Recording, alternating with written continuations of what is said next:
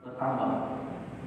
Bisa diartikan suci, zakat, tazkiyah, suci. Bisa juga dia dalam artian tohar, bersih-bersih. Maka memang secara makna daripada zakat itu adalah untuk membersihkan harta. Untuk membersihkan harta-harta kita dari sesuatu yang mungkin ada hal-hal yang kurang baik di dalamnya, maka dibersihkan dengan cara zakat, mengeluarkan zakatnya.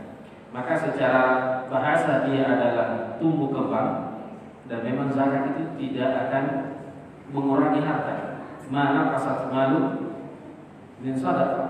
Harta tidak berkurang dengan zakat atau dengan sedekah yang dikeluarkan.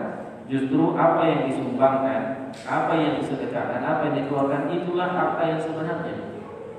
Makanya ketika Rasulullah SAW bertanya kepada Aisyah radhiyallahu taala anha di hari Idul Kurban, ya, sisa berapa daging yang tersisa?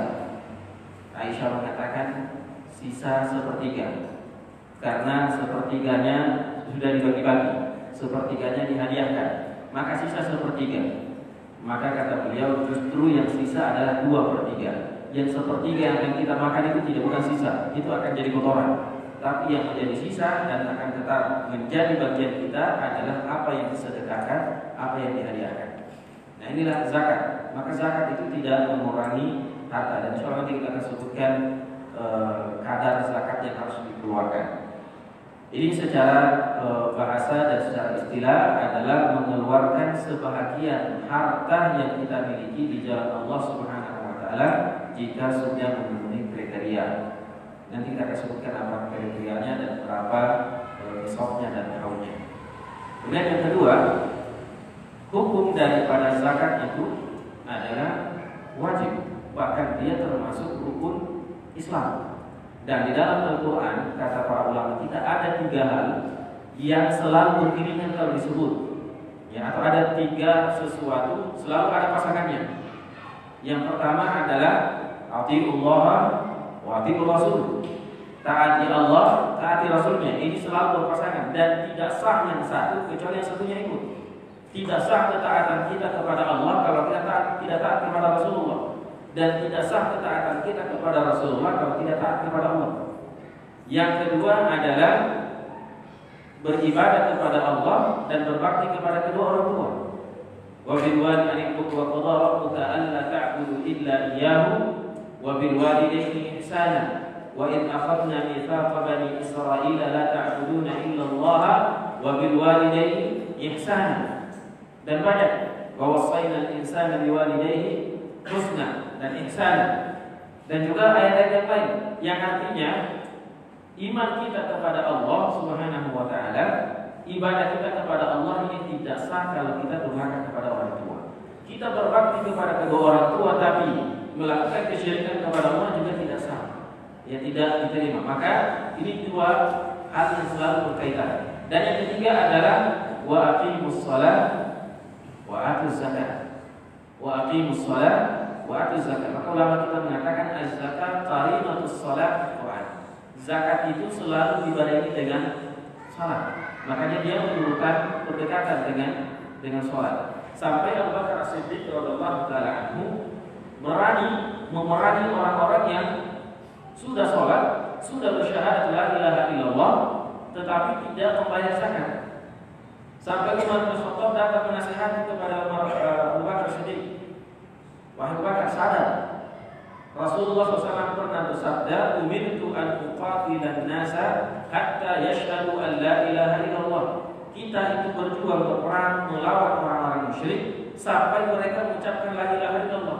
Kalau sudah mengucapkan la ilaha illallah, maka tidak boleh ditumpahkan darahnya, tidak boleh diambil hartanya, tidak boleh diganggu kehormatannya kecuali dengan hak Islam. Ya, dan mereka ini yang Anda mau perangi, wahai Abu Bakar, itu mereka sudah bersyahadat dan mendirikan sholat. Tetapi Abu Bakar mengatakan, saya akan memerangi orang yang memisahkan antara zakat dengan sholat, karena 2 hal ini tidak bisa dipisahkan. Artinya zakat memiliki kedudukan yang tinggi dalam Islam. Dia termasuk rukun daripada rukun-rukun Islam. 5 rukun Islam yang kita ketahui, rukun ketiganya adalah zakat. Dan rukun maksudnya, rukun adalah tidak sah dan tidak benar sesuatu itu kalau itu tidak ada. Maka kalau tidak ada disebutkan atau mereka beriman semua memiliki hal ini tapi tidak melakukan salah satu dari 5 ini, padahal dia wajib melakukannya, maka tidak dianggap keislamannya. Baik, ini zakat. Kemudian kita angkat sedikit beberapa keutamaan zakat dan ancaman bagi yang tidak membayar zakat. Adapun keutamaannya adalah hartanya akan berberkah dan apa yang diinfakkan itulah yang menjadi harta yang sebenarnya, dan Allah berjanji akan menggantikannya dengan yang lebih baik. Siapa yang berinfak di jalan Allah Subhanahu wa taala, fahuwa yuflihu, Allah akan gantikan. Yang kedua, ini secara umum, baik itu zakat, baik itu infak, sedekah. Nanti kita akan jelaskan juga apa perbedaan dari ketiga hal ini. Secara umum, mengeluarkan harta untuk orang lain, memberikan kepada orang lain, baik sifatnya zakat ataupun infak ataupun sedekah, itu memiliki keutamaan yang sangat besar. Di antaranya Rasulullah SAW mengatakan as-shadaqatu burhan. Zakat atau sedekah itu adalah bukti kalau kita beriman atau tidak. Ya, karena kita yang mengumpulkan harta lalu kita berikan kepada orang lain. Ini kalau bukan iman, tidak mungkin kita lakukan. Makanya Rasulullah SAW mengatakan as-shadaqatu burhan. Kita bersaksi la ilaha illallah, bersaksi anna Muhammad Rasulullah, tapi mari buktikan kesaksian itu dengan sedekah, dengan zakat. Maka Rasulullah mengatakan as-shadaqatu burhan. Ini bukti kalau kita beriman. Karena masalah sedekah ini urusan akhirat, urusan keyakinan. Yang kita sudah capek-capek peras keringat, banting tulang sampai kurang tidur, ya istirahat kurang, bahkan fisik lemah dan seterusnya, kita bekerja, tiba-tiba kita keluarkan uang itu untuk orang lain. Nah, ini kalau bukan keyakinan, itu berat untuk dilakukan. Tapi kalau keyakinan seperti Utsman bin Affan, dia keluarkan hartanya yang sangat banyak. Abu Bakar As-Siddiq dia sumbangkan semua hartanya. Umar bin Khattab separuh hartanya. Jadi kalau uangnya 5 miliar, 2 miliar setengah disumbangkan. Jangan cuma kalau berpikiran dia separuh sumbangkan setengah hartanya itu cuma 200 ribu, 400 ribu, jadi 200 ribu dia sumbangkan, tidak. Kalau dikonversi harta Umar bin Khattab itu bisa sampai triliunan. Kalau separuhnya diinfakkan, berarti sekian miliar yang diinfakkan di jalan Allah Subhanahu wa taala. Adapun ancamannya, ya silakan dibaca dalam surah Taubah. Surah Taubah mulai dari ayat 33, 34, 35. Itu Allah sebutkan tentang yang melarang atau yang tidak mengeluarkan zakat. Yauma yuhma 'alaiha fi nari jahannam fatuqwa biha jibahuhum wa junubuhum wa dhuhuruhum hadza ma kanastum li anfusikum fadhuqu ma kuntum taknizun. Ayat 35. Di ayat 34-nya dijelaskan itu tentang orang yang yaknizuna dzahaba wal fiddata wa la yunfiqunaha fi sabilillah. Orang yang mengumpulkan emas, mengumpulkan harta, perak dan yang lainnya, dan tidak menginfakkannya di jalan Allah, tidak mengeluarkan zakatnya. Apa yang akan dia dapatkan? Yauma yuhma 'alaiha fi nari jahannam. Di hari kiamat nanti akan dibakar istrika. Yuhma 'alaiha fi nari jahannam fatuqwa biha jibahuhum. Hartanya itu dipanasi kemudian dijadikan sebagai setrika, kemudian disetrikakan di punggungnya, di jidatnya, di perutnya dan seterusnya. Jadi harta yang dia kumpulkan dan tidak dikeluarkan infaknya, sedekahnya, itu akan menjadi bahan bakarnya dan menjadi bahan setrika untuk menyetrika badannya. Dan dikatakan kepadanya, "Zuqu ma kuntum taknizun." Rasakan apa yang pernah Anda kumpulkan dari harta ini. Nah, ini ancaman bagi yang tidak mengeluarkan zakat. Selain yang kita sebutkan tadi tentang kisah Abu Bakar As-Siddiq yang ingin mengurangi mereka. Baik, masuk kepada perbedaan secara singkat, ya walaupun agak panjang kalau ulama kita membahas. Apa perbedaan daripada zakat, infak dan sedekah? Atau biasa kita sebut dengan ZIS. Ya, terakhirnya ada lembaga namanya LAZIS atau ada Basnas, ya, Badan Amil Zakat Infak Sedekah Nasional. Ya, kalau kita di wadah namanya WIS, ya, Wadah Inspiration Amal Zakat, ya. Atau LAZIS, lembaga Amil Zakat Infak Sedekah. Apa perbedaannya?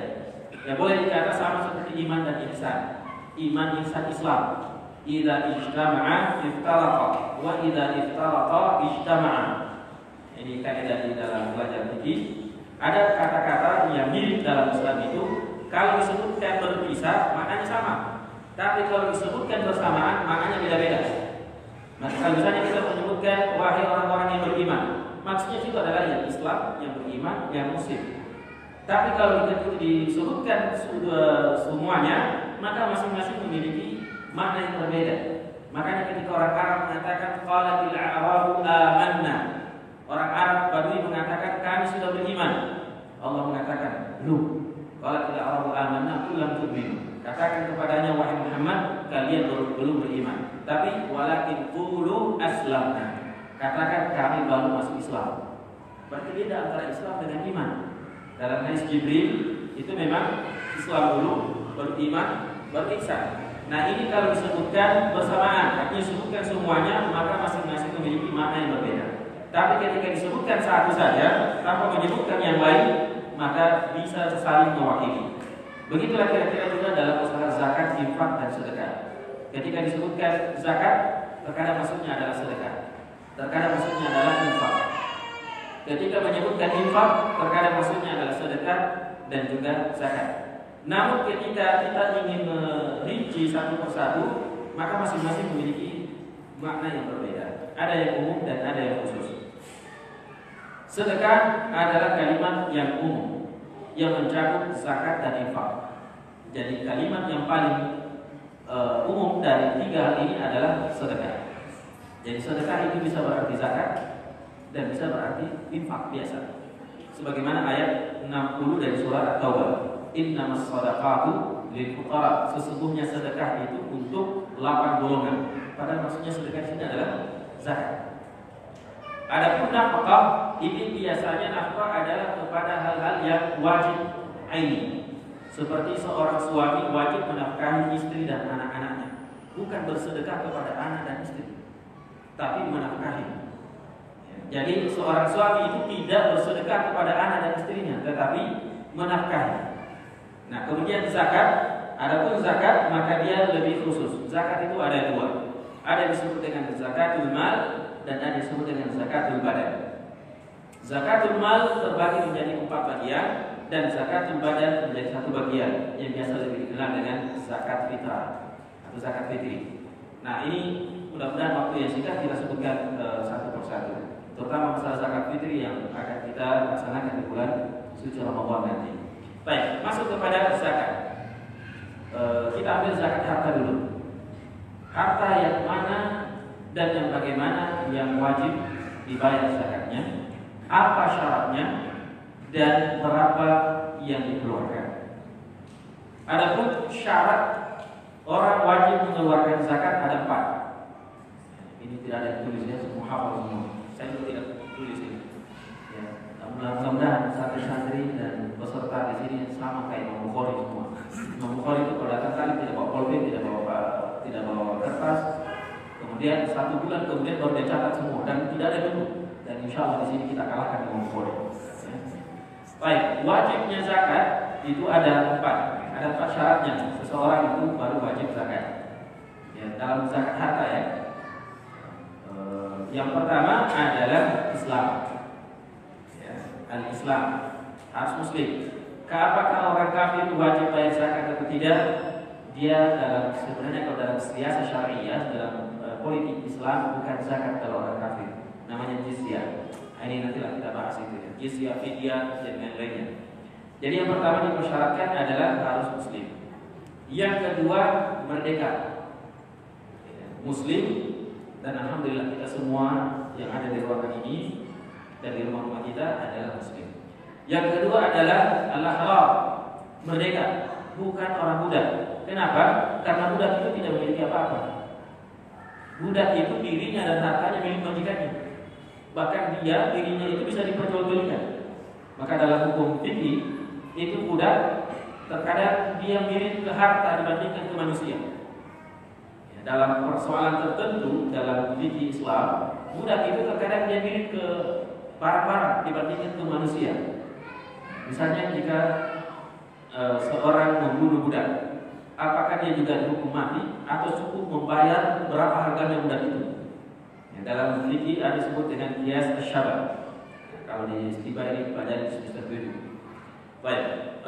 Kemudian yang ketiga, jadi yang pertama Islam, yang kedua adalah merdeka, yang ketiga memiliki harta yang sampai pada nisabnya. Ya, ada kadarnya. Berapa kadarnya nanti kita akan sebutkan. Ya, apa saja, apa saja dan berapa nisabnya. Yang keempat adalah memiliki atau sampai satu al-hawl, ya, 1 tahun. Nah, tapi juga ada tidak semua harta itu pakai haul, pakai tahunan. Ada juga beberapa harta yang tidak memakai tahunan. Kita akan sebutkan insyaallah satu persatu. Dan yang pertama Islam, saya kira sudah jelas. Ya, setiap yang bersyahadat la ilaha illallah wa anna Muhammadar Rasulullah, kalau dia punya harta dan seterusnya maka wajib bayar zakat. Kemudian al-haram, ya, selama dia merdeka, ya, maka dia juga wajib membayar zakat. Kalau dia muslim tapi budak tidak bisa. Di sini tidak disebutkan tadi, karena memang masalah zakat itu tidak berkaitan dengan orangnya, tapi berkaitan dengan hartanya. Makanya ulama, walaupun ada istilah di sini, tapi yang paling kuat adalah harta itu atau zakat itu dilihat kepada harta, bukan kepada orang. Karena kalau orang berarti anak bayi yang baru lahir, kemudian bapaknya meninggal, bapaknya miliarder, punya uang misalnya 15 triliun, dia sendiri yang punya, ya cuma dia sendiri dengan ibunya, berarti ibunya dapat 1/8. Kalau 1 triliun berapa 1/8-nya? Ya. Atau misalnya berapa ya? Yang mudah dihitung. Ya, 10 miliar berarti ibu cuma dapat 1/8. Selebihnya diambil oleh anak ini. Lebih banyak. Padahal dia masih baru lahir. Nah, apakah anak ini wajib bayar zakat setelah 1 tahun kemudian? Iya, wajib. Karena dalam masalah harta tidak dilihat kepada orangnya, tapi dilihat kepada harta.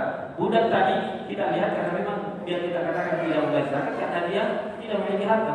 Karena dirinya dan apa yang dimilikinya adalah milik majikannya. Baik, yang ketiga dari syarat ini adalah milkun nisab. Nah, inilah yang akan kita bahas lebih rinci nanti. Milkun nisab, nisab masing-masing dari harta, dan harta yang wajib dibayarkan zakatnya itu ada 4. Ada 4 kategori. Ya. Yang pertama al-athman, yang berharga atau yang digunakan dalam bertukar. Dalam hal ini adalah emas, perak, dan semua bentuk alat tukar, rupiah, dolar, real, dan seterusnya. Ini disebut dengan al-athman. Jadi masuk dalam kategori al-athman, harta, perak, emas, perak, dan uang. Ini yang wajib dibayarkan zakatnya. Nanti kita sebutkan berapa nisabnya. Yang kedua adalah bahimatul sa'imatul bahimatul an'am, binatang ternak. Binatang ternak, binatang ternak itu ada 3 kategori: onta, sapi, dan kambing, dan yang sejenisnya. Ya, onta dengan sejenisnya. Ada sejenis onta? Tidak ada kayaknya. Cuma onta saja yang berbeda-beda. Ada yang 1 gunungnya, ada yang 2, ada yang onta bisa dipakai kendaraan, ada yang cuma hanya sebagai menggarap, ada yang cuma untuk dimakan dan diminum susunya. Kemudian yang kedua adalah sapi dan sejenisnya masuk kerbau, banteng, dan yang sejenisnya. Yang ketiga ghanam. Ini kambing ini banyak, ada biri-biri, ada apa lagi itu? Domba, kambing dan seterusnya. Yang sejenis kambing itu masuk dalam satu jenis. Baik, ini juga yang kedua. Yang ketiga adalah al-khariju minal ardh, yang keluar dari perut bumi, dari tumbuh-tumbuhan, biji-bijian, termasuk tambang emas, termasuk dalam hal ini madu, dan yang lainnya. Yang keempat adalah urud at-tijarah, barang-barang yang diperjualbelikan. Nah, ini 4 hal yang masuk dalam kategori harta wajib dizakati. Saya sebutkan yang pertama al-athman. Yang kedua apa? Saya mau tes hafalannya. Yang kedua apa? Binatang ternak. Yang ketiga yang dikeluarkan perut bumi. Yang keempat barang yang bisa diperjualbelikan atau segala bentuk yang diperjualbelikan. Baik. Ini yang wajib dibayar zakatnya kalau punya nisabnya. Nanti nisabnya kita akan sebutkan satu persatu. Kemudian yang syarat yang keempat tadi adalah al-haul. Al-haul itu adalah hitungan 1 tahun hijriah, bukan 1 tahun miladiah. Jadi hitungannya itu misalnya kalau menghitung dari Ramadan, ya Ramadan yang akan datang sudah dianggap 1 tahun, bukan hijriah. Seperti misalnya tahun lalu kita Ramadan tahun lalu bulan berapa? Bulan 5 atau bulan berapa? Bulan 5. Tahun ini bulan 4. Ya karena antara hijriah dengan miladiah itu beda berapa hari. Kalau miladiah itu 365 hari, kalau milad hijriah ya tergantung, terkadang 29, terkadang 30 hari dalam 1 bulan. Ya 360-an, 349, 48, tergantung berapa hari. Perbedaan ada 29 dan 30. Tapi kalau miladiah syamsiah itu 365 hari umumnya. Baik. Namun tidak semua harta itu dikeluarkan zakatnya berkaitan dengan tahunan, haul. Ada yang sifatnya bukan tahunan tetapi panen. Ya, seperti estimar, ya biji-bijian atau tumbuh-tumbuhan itu tidak menunggu tahun, tapi setiap kali panen. Ya, setiap kali panen maka wajib bayar zakatnya. Dalam setahun 5 kali panen, 5 kali bayar zakat. Ya, misalnya padi, kalau 5 kali dia panen dalam dalam setahun, maka setiap panen dia bayar zakatnya. Berapa nanti kita akan jelaskan satu persatu. Ini baru gambaran umum saja. Ada juga satu yang tidak dihitung per tahun, yaitu an-najis bi bahimatil an'am. Anak yang lahir dari hewan yang kita pelihara. Ya, misalnya begini. Kita dalam onta itu 5 onta. Kalau dalam 1 tahun itu tetap bertahan ontanya 5 ekor, maka wajib bayar zakat 1 ekor kambing. Atau salah 1 onta, pakai kambing saja atau sapi. Sapi itu 30. Ya, 30 sapi keluar 1 kambing. Kalau kambing 40 kambing keluar 1 kambing. 120 kambing keluar 2 kambing. Baik. Itu setelah 1 tahun. Kita ambil satu angka saja dulu. Misalnya sapi dalam 30 dia memiliki 30 ekor. Ya, dalam 1 tahun berarti wajib keluar 1 kambing atau 1 anak sapi yang kecil itu. Kemudian seandainya misalnya begini, dia punya 30 sapi. Kemudian dari 30 sapi itu 28 hamil. Ya. Jadi dia sekarang beli sapi 30 bulan ini. 5 bulan kemudian ternyata ketahuan 28 sapinya hamil. Tak siapa yang hamil, salah satu sapi itu. 28 sapi hamil. Beberapa bulan kemudian, baru 8 bulan dari dia miliki, lahir 28 sapi itu melahirkan semua. Ya, ada yang satu bisa melahirkan lebih dari satu saja ya. Kami yang bisa lebih dari 1 ya. Baik, berarti 30 tambah 28 sudah berapa itu? Sudah 58. Nah, yang wajib dia bayar zakatnya 30 sapi atau 58. 58. Padahal yang lahir ini belum cukup 1 tahun, baru berapa bulan. Maka tidak dihitung dia 1 tahunnya, tapi dihitung dari asalnya. Jadi asalnya berapa? Yang 30 tadi itu disitulah dihitung. Di situ dimulai dihitung kapan dia beli 30 atau kapan genap 30, mulai dari situ dihitung. Walaupun dalam perjalanannya ada yang bertambah, maka itu masuk dalam hitungan pertama. Yang ketiga sama dengan jual beli. Misalnya kita punya toko, isi toko itu seharga dengan emas sekian yang wajib bayar zakatnya. Nanti kita akan sebutkan. Di dalam perjalanannya banyak masuk barang, ya. Banyak masuk barang. Apakah barang itu dihitung sejak masuk atau dihitung dari awal? Mulai kita bekerja atau mulai kita berdagang? Hitungannya adalah dimulai dari awal. Maka walaupun ada barang masuk 1 bulan sebelum wajib bayar zakat, maka dihitung juga. Jangan dihitung, jangan sampai ada yang mengatakan ini Ustaz baru masuk 1 bulan yang lalu, jangan dihitung dong. Karena kalau begitu berarti banyak syarat saya bayar. Tidak, namanya juga jual beli. Ya itu kan barang keluar masuk. Baik, ini sekilas saja. Jadi masih gambaran umum dalam membayar zakat. Dan kita masuk kepada hal yang agak rinci, yaitu nisab. Nisab dan haul. Haul saya kira jelas, yaitu 1 tahun. Yang pertama untuk emas, al-asman, emas, perak, dan dalam hal ini saya masukkan juga uang. Untuk emas, Rasulullah SAW memberikan batas minimal seseorang memiliki emas dan wajib bayar zakat adalah isyruna mithqal, 20 mithqal. 20 mithqal itu sama dengan kalau digramkan 85 gram emas. Ya, 85 gram emas. Ini emas. Kalau fiddah itu perak. Ya, maka saya bahasakan bahasa hadis dulu baru konversi ke masa kita. Bahasa hadisnya adalah mi'atai dirham, 200 dirham. Ya, 200 dirham kalau diterapkan itu 565 kan, 565 gram perak. Ya, kalau emas 85 gram, kalau perak 565 gram perak. Nah, masing-masing ini kalau zahab atau emas, maka ketika sampai 85 gram, maka dimulai dari saat itu dihitung.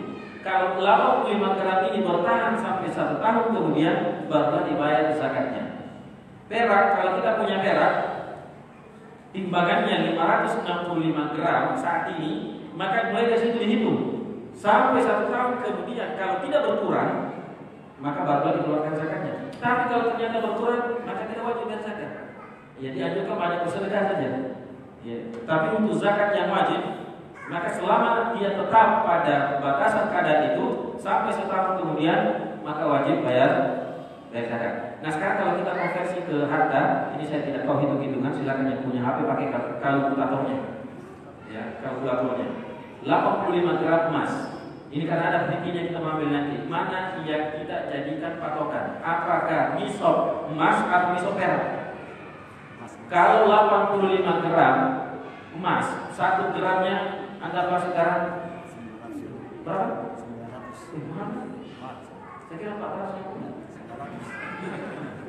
Kapan terakhir saya beli emas itu? 500 saja. Lama nih. Ya, waktu ini kaji dulu. Baik, sekarang coba dihitung dengan harga itu kali 85 gram emas. Berapa puluh juta itu? 90 juta berarti ya? Coba tuh. 76 juta. Berapa? 76 juta. Ya sekitar itu. Kalau kita punya uang sekarang di bank 76 juta dan tidak berkurang sampai setahun kemudian, maka keluarkan zakatnya. Ini berapa zakatnya kita sebut. Nah untuk perak 565 gram. Berapa harga perak sekarang per gramnya? Ada yang tahu? Ada yang jual perak di sini? Saya juga tidak tahu karena harga emas perak saya tidak tahu berapa harganya. Tapi yang intinya walaupun ulama kita dalam hal ini mana yang dijadikan takaran atau ukuran mengeluarkan zakat, emas atau perak? Kalau untuk kebutuhan orang fakir maka tentunya perak yang jadi ukuran karena perak lebih murah daripada emas. Ya kalau emas tadi sekitar 76 juta, mungkin perak itu sekitar 50 juta saja.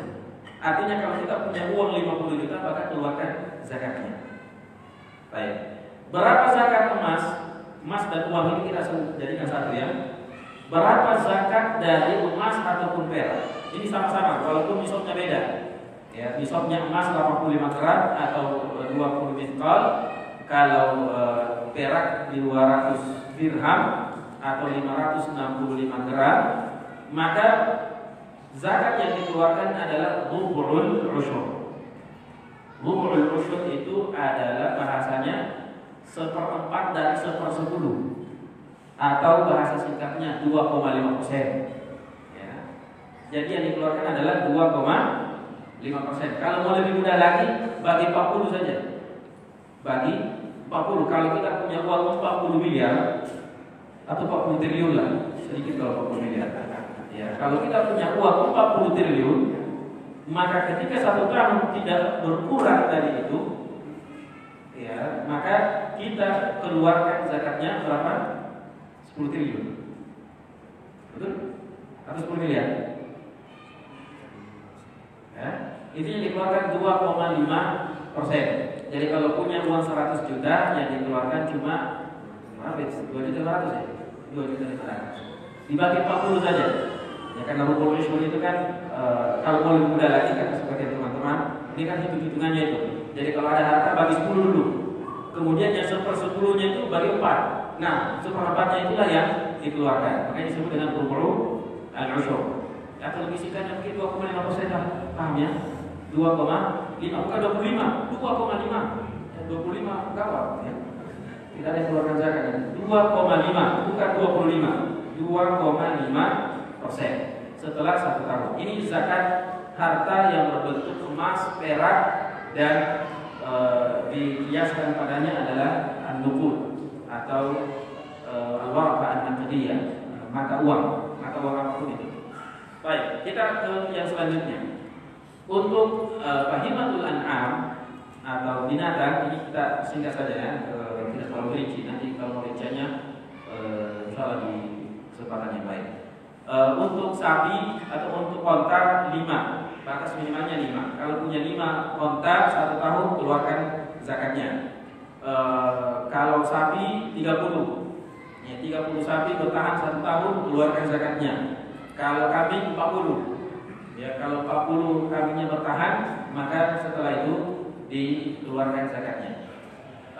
Kemudian atau sebelum itu ada beberapa yang saya lupa tadi. Tadi masalah zakat emas dan perak, ada satu masalah. Sebenarnya banyak masalah, tapi ada satu masalah yang mungkin sering dipertanyakan, yaitu emas perhiasan.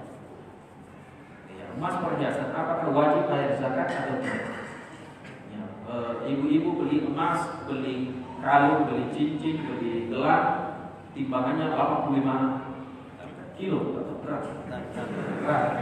Ya, karena ada ustaz dulu menikah, kalau salah namanya Ustaz Ayub Subhan, waktu menikah di Amerika, ya saat menikah walinya itu mengatakan saya nikah, wali wanita itu mengatakan saya nikahkan Anda dengan putri saya dengan mahar 3 kilogram emas. Masya Allah, maksudnya 3 gram, tapi dia 3 kilo.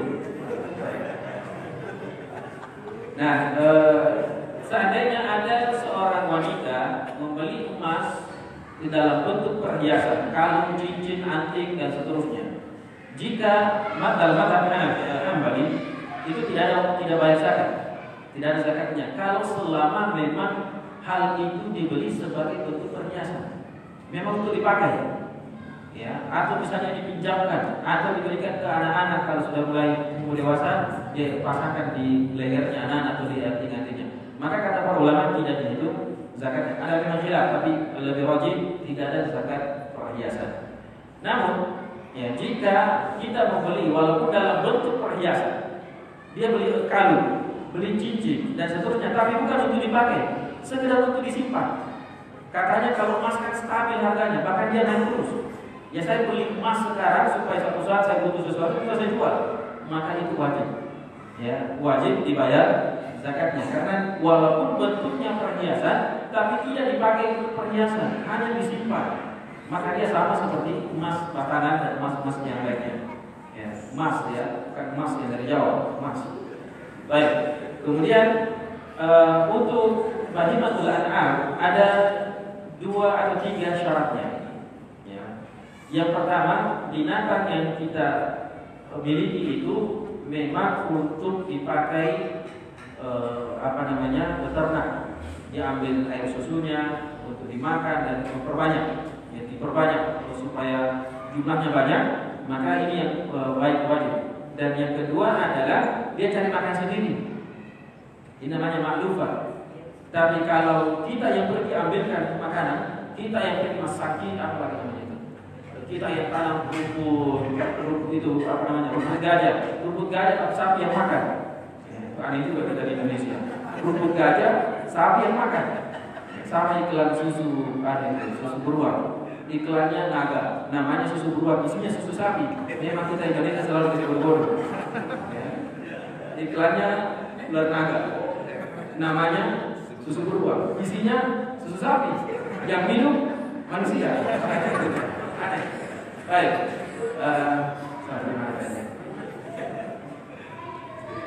Nah, itu apa namanya? Kalau dia diambilkan makanan, maka tidak masuk.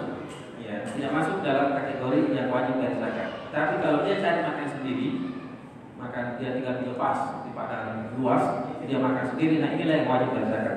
Nah, bagaimana kalau terkadang dilepas, terkadang diambilkan makanan, maka dilihat mana yang paling banyak. Apakah lebih banyak dia cari makan sendiri, atau lebih banyak kita carikan makanan? Kalau lebih banyak kita carikan makanan, maka tidak wajib zakat. Tapi kalau lebih banyak dia pergi dilepas mencari makan sendiri, maka wajib bayar zakat. Dan kemudian cukup jumlahnya dan cukup 1 tahun. Baik, itu untuk binatang. Yang ketiga adalah al-hubub atau al-thimar atau al-kharij minal ardh, yang keluar dari perut bumi. Ini juga kita persingkat saja. Kalau dia biji-bijian seperti kalau di masa Rasulullah SAW ada kurma, tamur dengan segala jenisnya, kemudian juga al-bur, gandum dan segala jenisnya, al-bur, wal-qamh, wal-sya'ir, wal-daqiq, ini masuk semua. Nah, kalau dikiaskan ke kita adalah beras. Makanya ada persyaratannya. Yang keluar dari bumi yang wajib dibayar zakatnya ada beberapa persyaratannya. Yang pertama, maki. Dia ditakar, bukan ditimbang. Ya, dia ditakar. Serta musuh ditakar. Takar itu kayak liter, apalagi liter, apa di bawah liter itu yang setengah liter. Ya, artinya yang dia ditakar, bukan ditimbang. Karena kalau ditimbang itu beda-beda. Ya, misalnya mana lebih berat? Ya, 1 kilo pasir dengan 1 kilo keropok. Sama ini beratnya, tapi kebanyakannya bukan. Makanya dihitung di sini bukan beratnya, tapi takarannya. Ya, jadi yang pertama adalah maki. Yang kedua mudafar, bisa bertahan lama. Ya, bertahan lama. Dan yang ketiga memiliki nisab dan kemudian sampai pada haulnya. Bukan haul, tapi ketika panen. Nah, untuk dalam hal ini kurma dan yang lainnya, maka dia hitungannya bukan ditimbang, tetapi ditakar. Maka kurma itu di masa Rasulullah SAW tidak pernah ditimbang. Walaupun sekarang mungkin orang jualannya dengan menimbang, tapi kita tetap kembali ke hukum asal. Nah, walaupun memang setelahnya ulama membolehkan menimbang karena itu lebih mudah dalam prakteknya, tapi timbangannya itu bukan ke kurma. Karena beda itu kurma 1 kilo, 1 liter kurma, 1 sa' itu 4 mud. Ya, saya tidak tahu kalau sini pun ada sa' namanya. Kalau saya punya sa', saya bawa dari Madinah itu besar itu sa'-nya. Ya. 1 sa' itulah yang dikeluarkan zakat fitrah. 4 mud. Perkiraannya kalau kurma itu hanya 2 kilo, 2 literan. Tapi kalau beras itu bisa sampai 3 liter. Ya, bisa sampai 3 liter atau 3 kilo kurang lebih. Maka ini perlu untuk kita perhatikan. Jadi dia sebenarnya adalah takaran sa', bukan takaran timbangan. Cuma ulama kita melihat, terutama dalam fikih ini, akhirnya mereka memperkirakan dan diambil perkiraannya itu bukan dari kurma, tetapi dari gandum. Nah, 1 sa' gandum itu diperkirakan kurang lebih 3 kilogram. 1 sa' itu diperkirakan bur. Karena 1 sa' kurma itu tidak sampai 3 kilo. Tapi makanya ulama kita dalam hal ini menjadikan ukuran adalah gandum. Nah, makanya dalam hal ini berapa yang wajib dibayar zakatnya, berapa nisabnya adalah khamsatu awsuq. Khamsatu awsuq, 1 wasak itu sama dengan 60 liter. Ya, 60 liter. Berarti kalau khamsatu awsuq sama dengan 300 liter. Ya, jadi kalau 300 liter, saya buka sedikit. Ada saya catat tadi.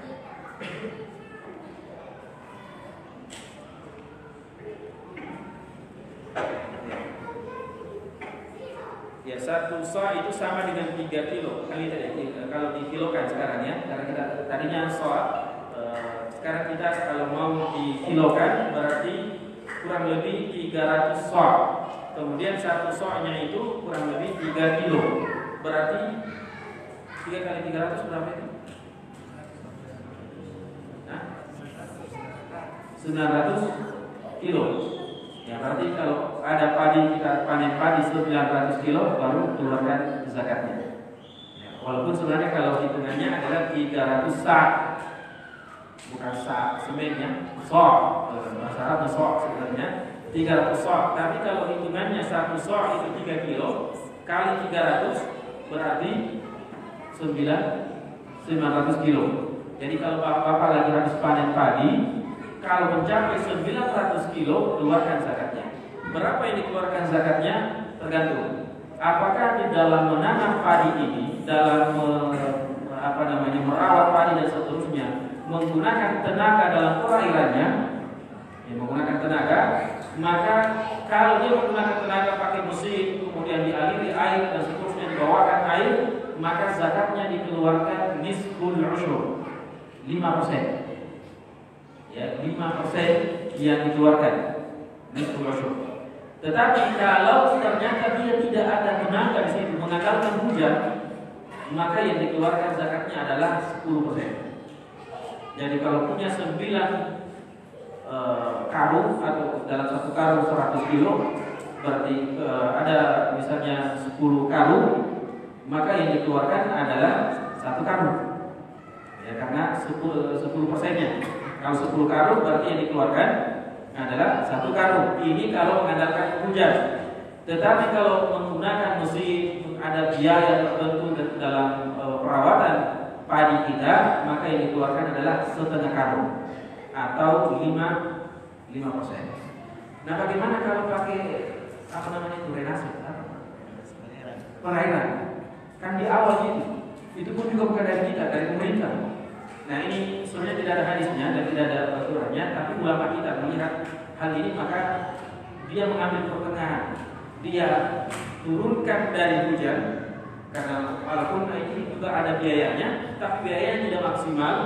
Artinya bukan semuanya biaya dia pakai mesin, tapi memang sudah air yang sudah ditampung dari air hujan, maka ulama kita mengatakan 7,5%. Ya, dari pertengahan, jadi yang 10 itu dikurangi dan yang 5 dinaikkan, maka ketemu di 7,5%. Sama kalau pergi melamar seorang akhwat, ya, uang panennya 50 juta, dia bilang 30 mau, bilang kita kasih turun nih, saya kasih naik sedikit, kita ketemu di 35. Nah, kan gitu. Ini latihan, kalau mau pergi melamar. Ya. Maka tapi ini tidak ada hadisnya, hanya ijtihad para ulama melihat kondisi. Nah, sekarang kita ini kan tidak juga mengandalkan hujan, tidak juga memakai mesin. Artinya tidak mengeluarkan lagi biaya beli bensin. Maka para ulama kita mengatakan kalau itu ambil pertengahannya 7,5%. Karena yang ada hadisnya kalau pakai hujan 10%, kalau pakai tenaga mesin dan yang lainnya 5% saja. Nah, kalau gabungan dari itu berarti 7,5%. Kemudian yang terakhir dalam hal ini sebelum masuk ke zakat kita, zakat secara insyaallah singkat. Yang terakhir adalah urud tijarah, zakat harta yang berkaitan dengan jual beli. Maka semua barang-barang yang kita perjualbelikan itu dibayarkan zakatnya kalau sudah mencapai nisab dan haul. Nisabnya sama persis dengan emas.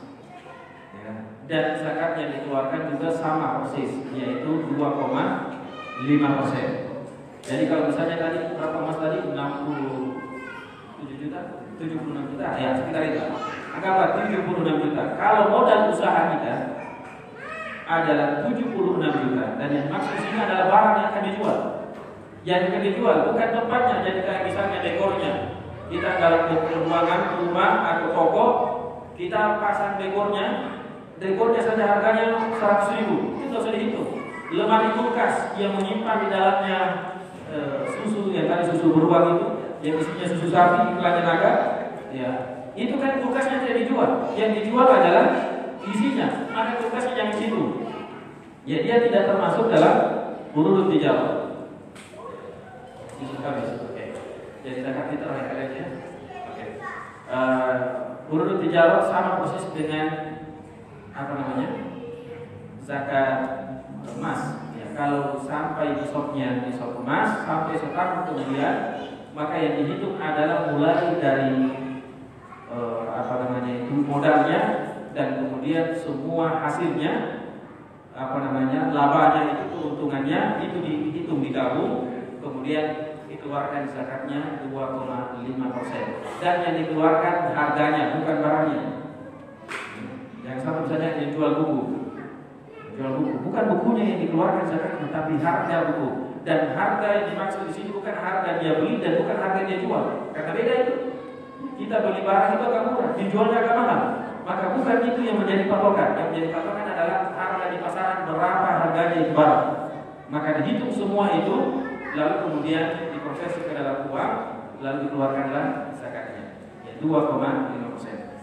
Sebagaimana di awal kami sampaikan, ini pembahasan zakat satu semester kami pelajari dan ini cuma setengah jam kita sampaikan di sini, maka tentu tidak maksimal. Tapi setidaknya ada gambaran bagaimana zakat diatur dalam Islam dengan sedemikian rupa. Semoga ada manfaatnya. Mohon maaf atas segala kekurangan. Subhanallah wa bihamdihi, asyhadu an la ilaha illa anta, astaghfiruka wa atubu ilaik. Dan saya serahkan ke panitia. Ya.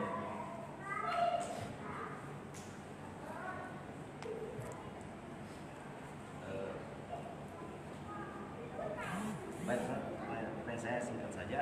Yang pertama itu masalah zakat harta. Apakah zakat harta itu sekiranya kita harus mengeluarkan 5 juta?